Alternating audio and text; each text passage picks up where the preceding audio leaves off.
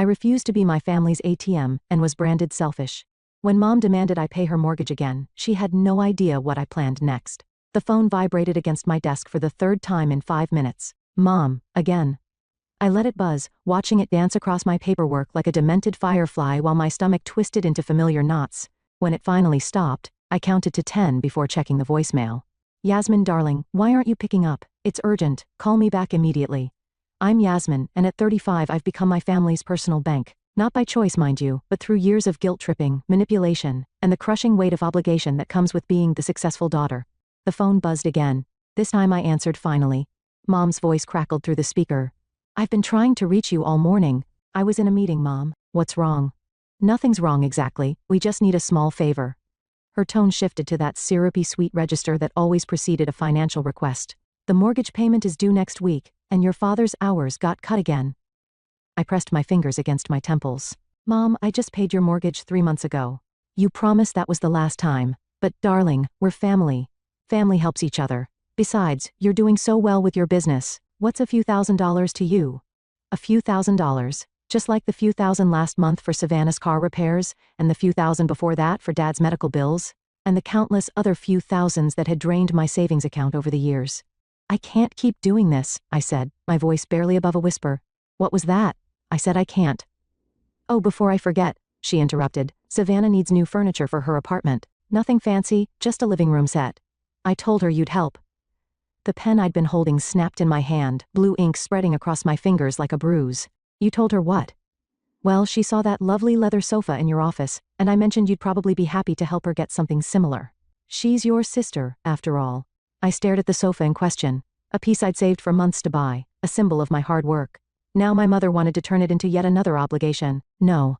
The word escaped before I could stop it. Excuse me? I said no, Mom. I can't keep doing this. I'm not an ATM. Silence crackled over the line. When she spoke again, her voice had that dangerous edge I remembered from childhood. After everything we've done for you, this is how you repay us by being selfish? Selfish? I laughed, but it came out more like a sob. I've given you over $50,000 in the past year alone. I've postponed buying a house, delayed starting a family, put my entire life on hold to support everyone else's needs. How is that selfish? We're your family, she was shouting now. Family takes care of each other. When has anyone taken care of me? The words hung in the air, heavy with years of unspoken resentment. When's the last time anyone asked how I was doing? If I needed help? If I was happy? Oh, so now you're not happy with your fancy office and your expensive furniture? Some people would be grateful for such success. Grateful? I stood up, pacing my office. I built this business from nothing. While you and Dad were giving Savannah money for her third attempt at college, I was working 2 jobs and living on ramen noodles to make this happen. And now you act like my success is somehow yours to distribute? How dare you? No, Mom, how dare you? I'm done. No more money, no more guilt trips, no more treating me like a walking checkbook. You'll regret this, she hissed. When your father and I are out on the street, when your sister can't pay her bills, you'll regret being so heartless. I looked at my ink-stained hands, at the broken pen on my desk, at all the symbols of success that had become chains around my neck. The only thing I regret is not saying no sooner. The line went dead. My phone immediately lit up with text messages from Savannah. How could you do this to Mom? You're so selfish. I thought I could count on you. I blocked both their numbers, my hands shaking, but my mind clearer than it had been in years. Then I called my best friend, Raylyn. Hey, I said when she answered. Remember how you said I needed to set boundaries? I think I just blew up all of them at once. Her warm laugh filled the line. Girl, it's about time. Wanna grab coffee and talk about it? For the first time in years, I felt like I could breathe. Yes, I really do. You should have seen her face when I finally said no, I said, stirring my latte while Raylyn listened intently across the table. It was like I'd committed some cardinal sin. The sin of standing up for yourself? Raylyn snorted. How dare you? The cafe buzzed with afternoon activity, but in our corner booth, I felt safe enough to let my guard down. Raylyn had been my rock since law school, where we'd bonded over instant noodles and impossible deadlines. They're blowing up my email now, I said, showing her my phone. Mom sent 5 messages about how I'm destroying the family, and Savannah's threatening to tell everyone what a horrible sister I am. Let them. Raylyn leaned forward, her attorney face on. You know what this is? This is extinction burst behavior. When people lose their source of benefits, they escalate dramatically before giving up. My phone pinged again. This time, it was my father. Yasmin, please call your mother. She's very upset. We really need your help this month. Raylyn watched as my hands started shaking. Give me that, she said, snatching the phone. We're setting up boundaries right now. What are you doing? Writing an email. Listen to this. Dear Mom and Dad, I love you, but I will no longer be providing financial support. My previous assistance was given freely, but it has become unhealthy for all of us. I'm happy to maintain a relationship based on mutual respect and love, but money is off the table. Love, Yasmin. I can't send that, I protested weakly. Watch me. She hit send before I could stop her. There. Now let's work on your sister. The cafe door chimed, and I froze.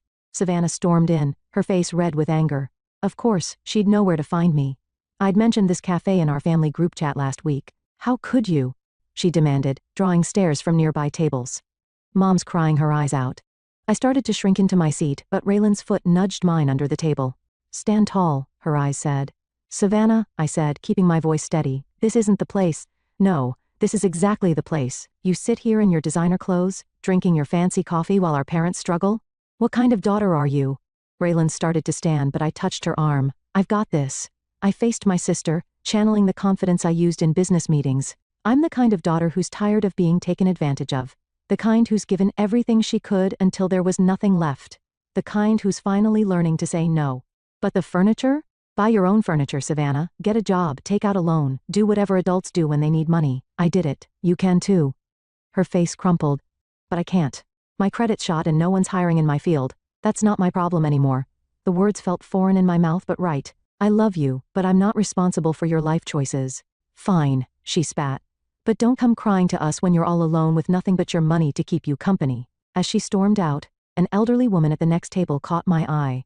Good for you, dear, she said softly. I wish I'd had your courage with my own family years ago. My phone buzzed again. Mom. This time the message was different.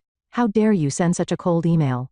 After all, we've sacrificed for you. Your father and I went without so many times to give you opportunities, and this is how you repay us, by abandoning us when we need you most? You're no daughter of mine. Raylan read over my shoulder and whistled low. Wow, she went nuclear fast. They did make sacrifices for me, I admitted, guilt creeping in. Maybe I should stop right there.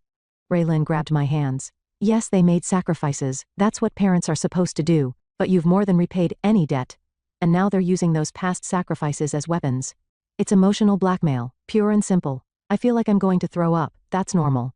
Setting boundaries is hard, but you know what's harder? Living the rest of your life as everyone's personal ATM. My phone lit up with another message, this time from Dad. Your mother's blood pressure is through the roof. If anything happens to her, it'll be your fault. Something inside me hardened. You're right, I told Raylan, turning off my phone. I'm done being manipulated. They want to play hardball? Fine. Let's see how they manage without their cash cow. That's my girl. Raylan raised her coffee cup, to boundaries and backbone. I clinked my cup against hers, ignoring the trembling in my hands. To freedom. Little did I know, this was just the beginning of the storm. Your numbers are impressive, Yasmin, but you're playing it too safe. Glenn leaned back in his chair, tapping his pen against my business proposal. You've got the potential to be a major player in this market, not just another boutique consulting firm.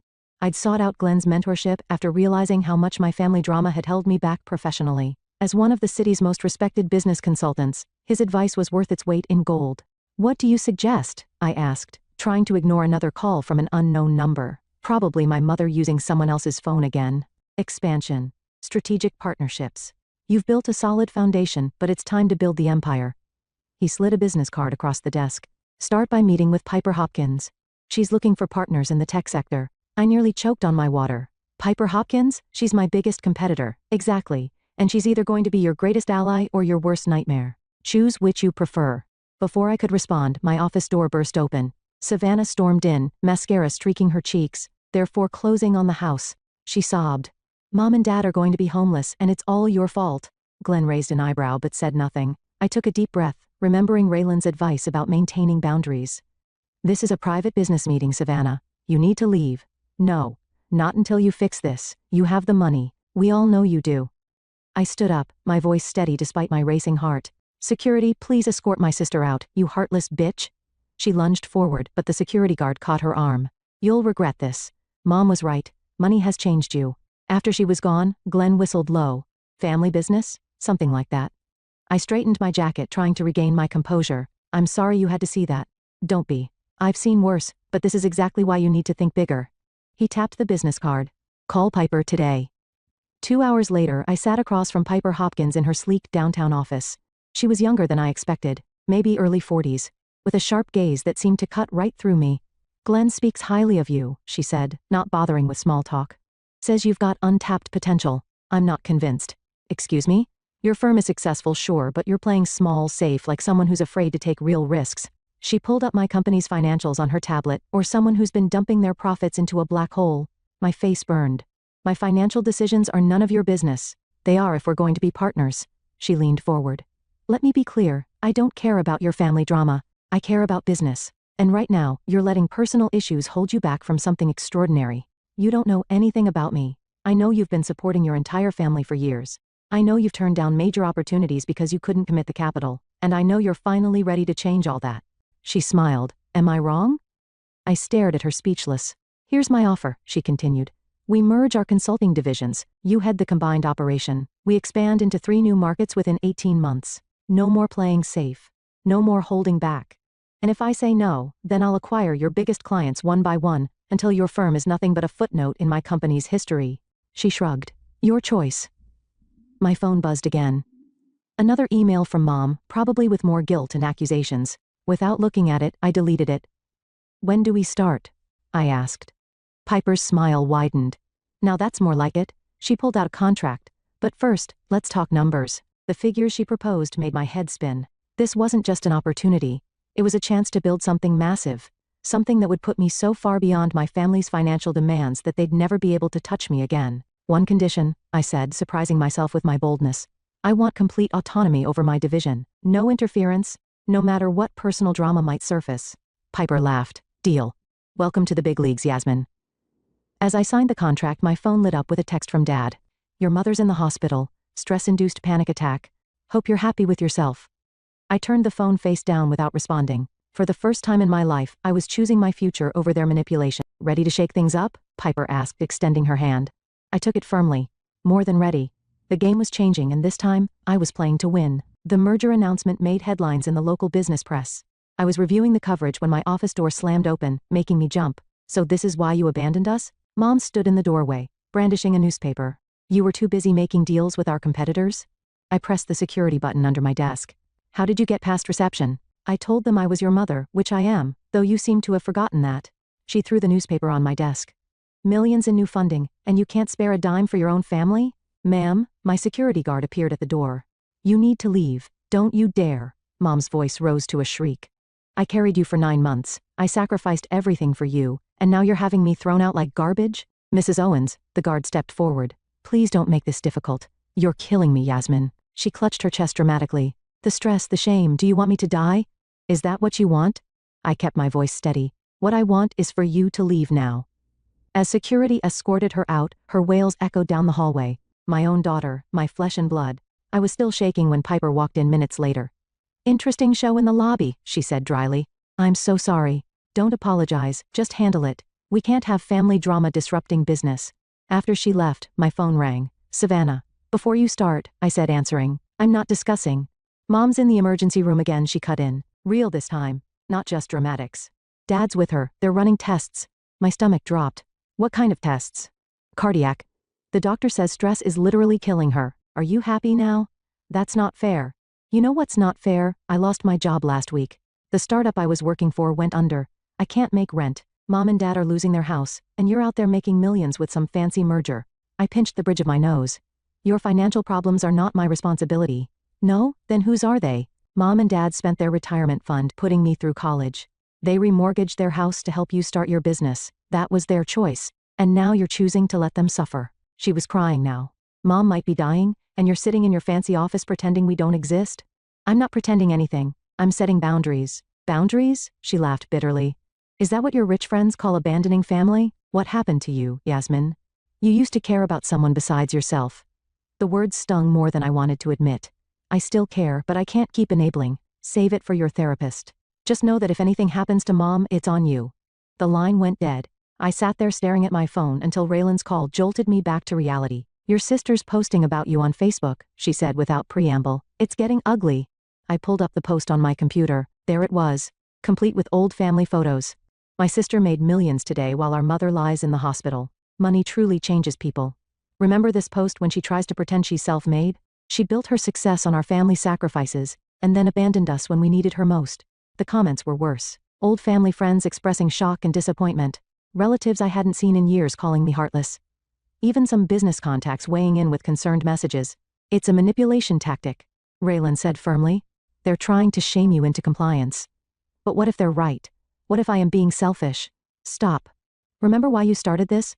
Remember the panic attacks, the sleepless nights, the constant anxiety about their next financial emergency? You're not being selfish, you're being healthy. My office door opened again. This time it was Dad, looking older than I'd ever seen him. Raylan, I'll call you back, I said, hanging up. He stood there, hands in his pockets, shoulders slumped. Your mother's asking for you. Dad, I know. You're done with the financial support, but she's still your mother, Yasmin, and she's scared. I looked at the family photo on my desk taken years ago before money became the only language we spoke to each other in. I can't go back to how things were. Nobody's asking you to. He sighed heavily. But is this really how you want things to end? With security guards and Facebook posts and hospital visits? The question hung in the air between us, heavy with decades of complicated family history. Before I could answer, my phone buzzed with a message from Piper, meeting with major investors tomorrow. Family drama better be resolved by then. I looked at my father's tired face, at the newspaper announcing my success, at the angry Facebook posts. Something had to give. But what? Your mother's spreading rumors that you embezzled money from the family, Raylan said, pacing my office. 3 clients called me asking if it's true. I looked up from the investor presentation I was reviewing. She's what? Check your email. Someone forwarded me a message she sent to your entire extended family. It's creative. The email made my blood run cold. Mom had crafted an elaborate story about how I'd supposedly stolen Dad's inheritance money to start my business, complete with fake details about promise repayments and broken agreements. This is insane, I muttered. There was never any inheritance. Dad's parents died broke. She's desperate, Raylan said, and desperate people tell desperate lies. My phone lit up with Piper's name. Speaking of desperate, I answered the call. Hey Piper, care to explain why I'm getting calls about financial fraud? Her voice was arctic. This merger is hanging by a thread, Yasmin. It's not true. My mother, I don't care who's behind it. Fix it today. She hung up. I pressed my forehead against the cool glass of my office window, watching the city bustle below. What am I supposed to do? Sue my own mother for defamation? If necessary, Raylan said. But first, we need to get ahead of this story. A knock at my door interrupted us. Glenn entered looking grim. I assume you've seen the emails, he said, about the fictional inheritance theft? Yeah, I'm handling it. No, about your sister's GoFundMe page. My stomach dropped. Her what? He pulled up the page on his tablet. There it was. Help save our family home. My millionaire sister won't. Complete with childhood photos and a detailed account of how I'd abandoned our parents in their time of need. It's gone viral in the local business community, Glenn said. People are starting to ask questions about your character. This is ridiculous. I stood up, anger finally overtaking shock. They're trying to destroy everything I've built because I won't be their personal bank anymore? Actually, Raylan said slowly, this might be exactly what we need. What do you mean? You've been trying to handle this privately, and they're using that silence to control the narrative. Maybe it's time to tell your side of the story. Glenn nodded. She's right. The investor meeting tomorrow, turn it into a press conference. Announce your new charitable foundation. My what? Your foundation. The one you're going to create to help families develop financial literacy and independence. Show the world you're not against helping family. You're against enabling destructive patterns. I stared at them both. That's actually brilliant. It gets better, Raylan added. We invite your family to the announcement. Let them try their dramatics in front of the press. See how that plays out. My phone buzzed with another message from Savannah. The GoFundMe's at $15,000. People deserve to know what kind of person you really are. Something hardened in my chest. Do it. Set up the press conference and make sure every local news outlet gets an invitation. The next 24 hours were a blur of preparation. By morning, the foundation paperwork was filed, the press release was drafted, and the conference room was ready. I stood at the podium watching as reporters filed in, and then I saw them, Mom, Dad, and Savannah slipping into the back row. Mom had clearly dressed for sympathy, wearing her church clothes and clutching a handkerchief. Ready? Piper appeared at my elbow, born ready. I stepped up to the microphone, my voice steady. Thank you all for coming. Today, I'm announcing the creation of the Financial Freedom Foundation, dedicated to breaking the cycles of family financial dependence that trap so many in patterns of enabling and abuse. Mom's face went pale. This cause is deeply personal to me, I continued. For years, I watched my own success become a weapon used against me by those closest to me. I've been emotionally blackmailed, publicly slandered, and accused of theft, all for setting healthy boundaries. Reporters' heads swiveled toward my family. But this isn't about revenge. It's about breaking cycles. The foundation will provide education, counseling, and support for families struggling with financial codependence. Because sometimes, the most loving thing we can do is say no. Savannah stood up, but Dad pulled her back down. Questions? I asked. A reporter raised his hand. Is it true your family started a GoFundMe claiming you abandoned them? I smiled. Why don't you ask them? They're sitting right there. All cameras turned to my family. Mom's face crumpled as reporters swarmed toward them. Well played, Piper whispered. The investors are impressed. I watched as my family fled the room pursued by journalists. This isn't about impressing investors anymore. This is about taking back my story. And for the first time since this all began, I felt truly powerful. The press conference video has over 1 million views, Raylan announced, setting her laptop on my desk. And the comments? People are sharing their own stories of financial abuse. You've started a movement. I was about to respond when my office phone rang. The receptionist's voice was tense. Miss Yasmin, your father's here. He says it's urgent. I glanced at Raylan, who nodded encouragingly. Send him up. Dad looked defeated as he entered. Nothing like the intimidating figure of my childhood. We need to talk about the GoFundMe, or about Mom's inheritance lies. He sank into a chair. Your mother, she's not well, Yasmin. The doctors say her blood pressure's through the roof. She's talking about selling her wedding ring to pay bills.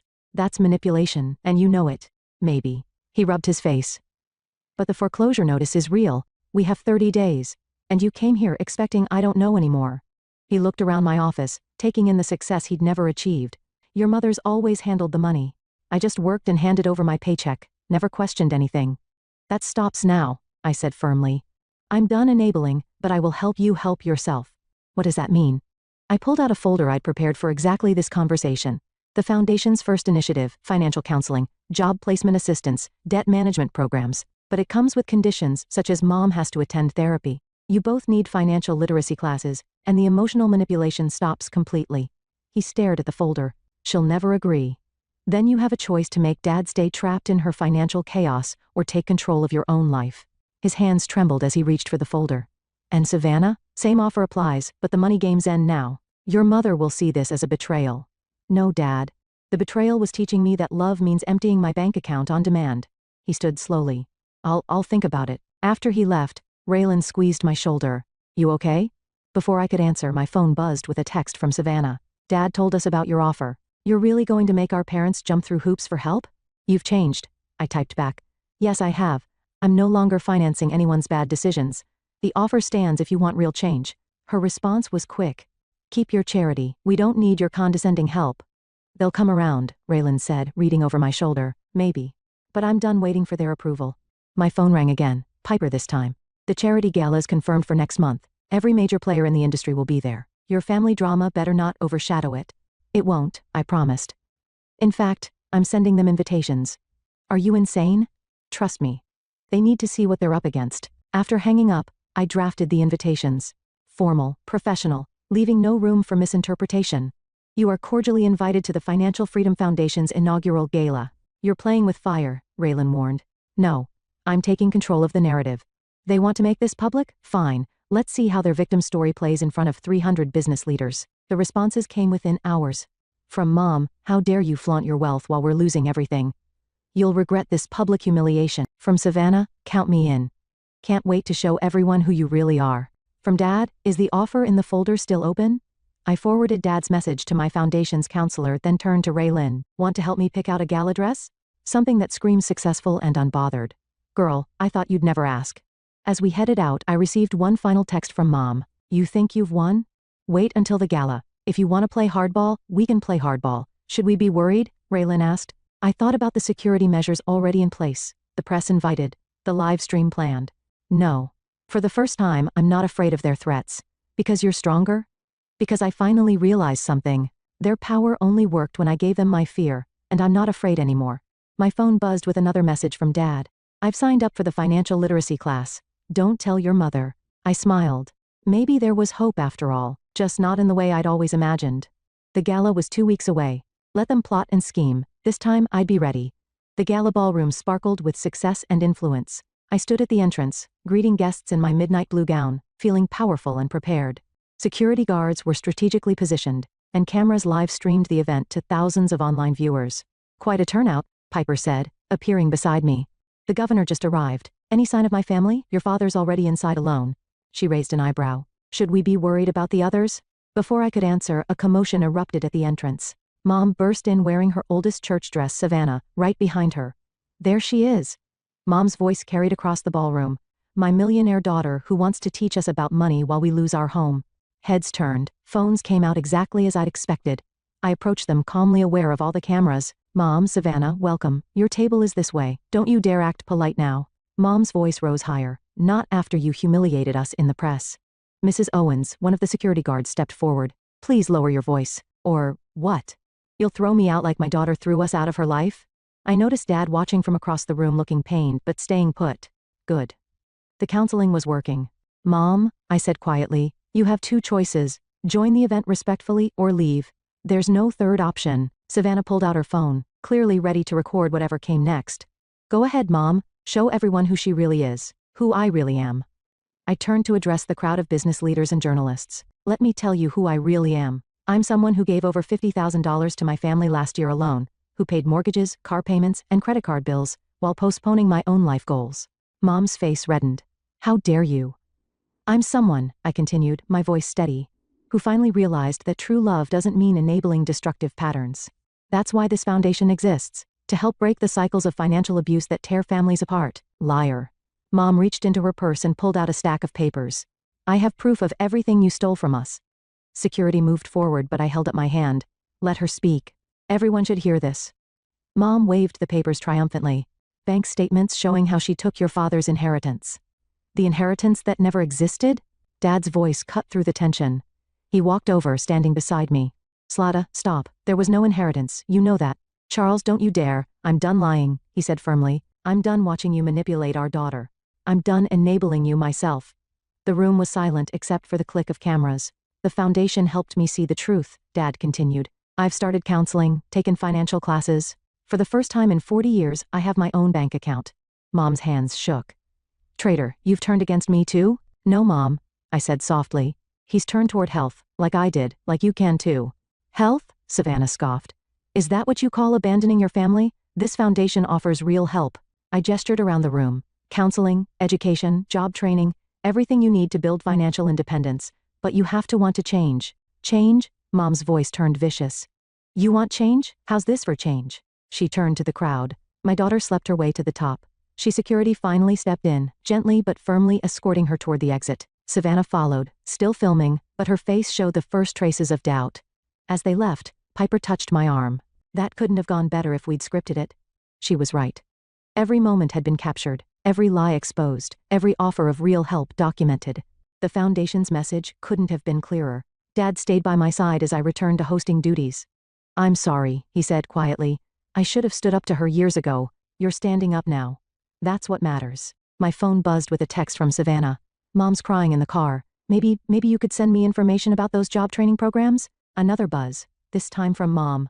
You'll regret this public humiliation. Mark my words. I showed the messages to Dad. Progress with one at least. Your mother will never change, he said sadly. But I'm done enabling her, and I'm proud of you, sweetheart, for being stronger than I ever was. The rest of the evening passed in a blur of speeches, donations, and networking. But the real victory wasn't in the money raised or the connections made. It was in finally being free. As I took the stage for my closing speech, I saw Dad in the audience sitting tall, looking hopeful. Behind him through the windows, I caught a glimpse of Mom and Savannah still in the parking lot. The choice was theirs now, just like it had been mine. The autumn breeze rustled through the courtyard as I unlocked the door to the foundation's new community center. The morning sun cast long shadows across the freshly painted walls and newly installed computers. Looking good in here, Raylan said, following me inside. Hard to believe this used to be your old office building. Seemed fitting. Turn the place where I enabled dependency into a space for teaching independence. My phone buzzed. A text from Savannah. Finished the job training program. Got 3 interviews next week. Thanks. She's really doing it. I showed Raylan the message. That's the 3rd program she's completed. And your mother?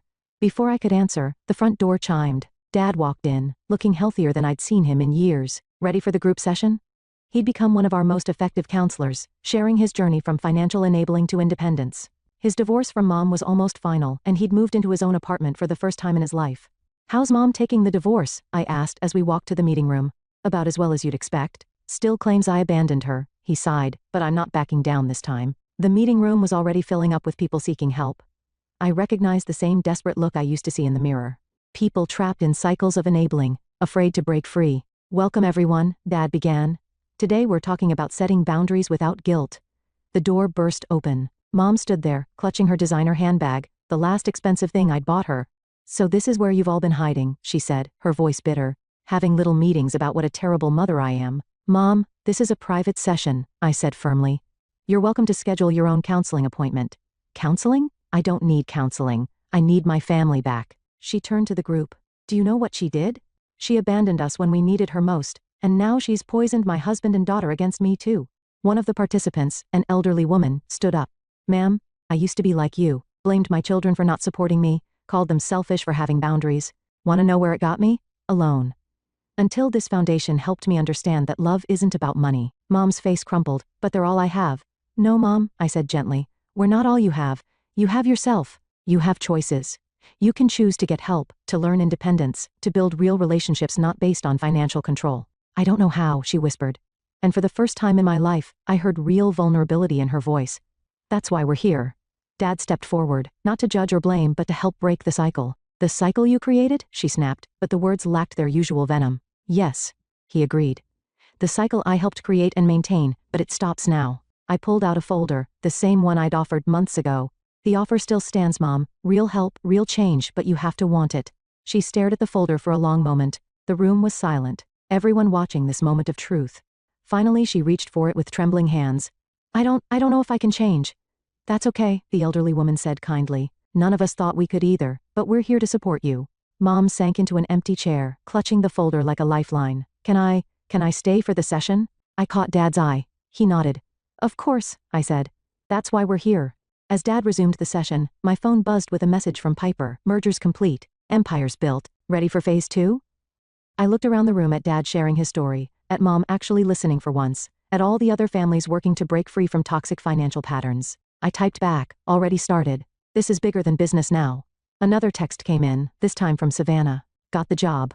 First real paycheck in years. Never knew independence could feel this good. I smiled, remembering my own journey to this moment. The fear, the guilt, the liberation, and finally, the peace of knowing I'd broken free. Mom caught my eye across the room. For the first time in forever, she didn't look angry or demanding. She looked lost. But maybe that was the first step. Being lost before finding a new way forward. I sat down next to her as Dad continued speaking. She didn't say anything, but she didn't pull away either. It wasn't a fairy tale ending. Some cycles take generations to truly break. But it was a beginning, a real one, built on truth instead of manipulation, strength instead of enabling. And for now, that was enough.